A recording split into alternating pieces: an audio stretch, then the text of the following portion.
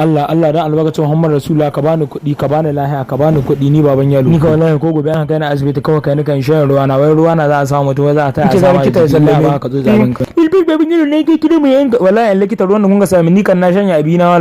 wallahi kawai kai ne shanye su mai laike ban taba ganin mawakaci irin ka ba za a yi ka tsaye ka shanye ruwa wallahi bana ci ka wuce ma da baki ya gasha to ba ku sallama bawan Allah can naga wallahi a mutuwa zai yi to yake lilfil dai mai ga wancan dai ta muka kala mai ruwa 300 annan jiya zuwa yau dukkan mutu kai dai kan rage wallahi likita ke ma data ce an kwato zuwa asibiti ga za ki ce mu 300 din nan jiya wai ki ce duk wani sun mutu din rage a ga lilfil har da wannan da kun ka banga za kun ka ci mai layi yace Allah ka isa mai har da shi Allah ya mai cika mutum 300 ba da son ka mutu kai dai kan rage dai kuma in ce mai allura 300 dan ma musun marisa rayuwar ka allura 300 ya kamata mu ina yake wallahi tallahi na warke ni kan na gida ayu na ruwa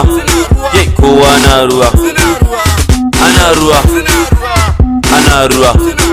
iya ruwan fudda kai